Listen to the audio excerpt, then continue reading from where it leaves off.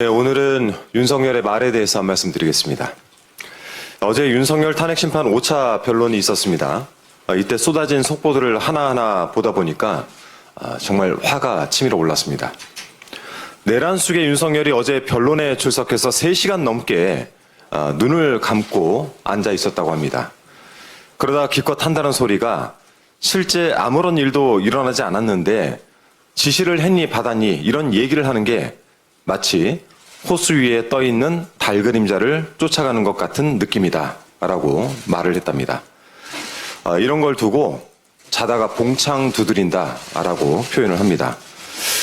2024년 12월 3일 비상계엄의 밤에 어떤 일이 발생했는지는 여기 있는 모두를 비롯해서 국민들이 생생하게 기억을 하고 있습니다. 그런데도 아무 일도 없었다라고 거짓말을 하면 이건 정말 천벌을 받아 마땅하지 않겠습니까? 문득 윤석열이 계엄 당시 유혈 사태나 인명사고가 있었냐라고 반문했던 일이 떠오릅니다. 혹시 그런 참혹한 상황까지 시나리오에 써두었는데 무위에 그쳤기 때문에 없던 일로 간주하기로 한 것인지 묻지 않을 수가 없습니다.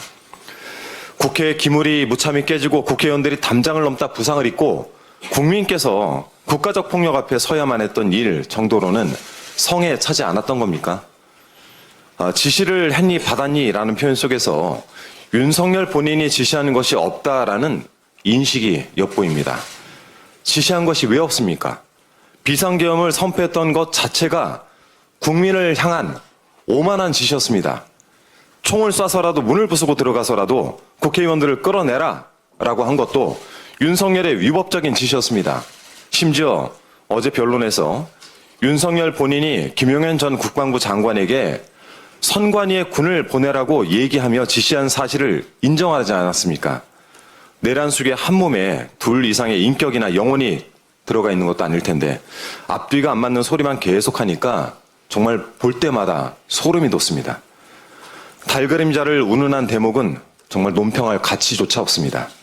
이 와중에 국민의힘은 내란 속의 대변인을 자처하고 있습니다. 윤석열 일반 접견이 시작되면서 그 옥중 메시지가 면회자들의 입을 통해서 전달되고 있습니다. 그제 국민의힘 권영세 비대위원장, 권성동 원내대표, 나경원 의원이 윤석열을 면회했습니다. 그 면회 직후 나경원 의원이 언론을 향해서 윤석열이 말한 계엄 선포 이유 등을 전달을 했습니다. 한 언론 보도에 따르면 2월 윤석열 면회 일정이 꽉 차 있다고 하는데 앞으로 전원의 형식으로 내란 속의 일방적 주장과 망상이 끊임없이 전해지게 될 텐데 언론에서도 여기에 대해서 철저하게 사실 확인을 하기를 부탁드립니다. 고작 내란범의 말이나 옮기려고 정치인이 되었는지 저는 도무지 반성이라고는 국민의힘에게서 찾아볼 수가 없습니다. 국민께서 윤석열의 헛소리를 겨우 참아가면서 보고 듣는 것은 계엄과 내란이란 위법적이고 폭압적인 행태를 선명하게 기억하기 위해서입니다. 윤석열의 거짓말과 억지가 계속될수록 결국 제 발목을 잡고 스스로 결박을 하게 만들 것입니다. 국민의힘이 윤석열의 메시지를 전파할수록 국민의 분노는 거세지고 집단적 기억은 더 선명해질 것입니다. 그러니 더 최선을 다하십시오. 국민의힘보다 센 것은 국민의 기억입니다. 이상입니다.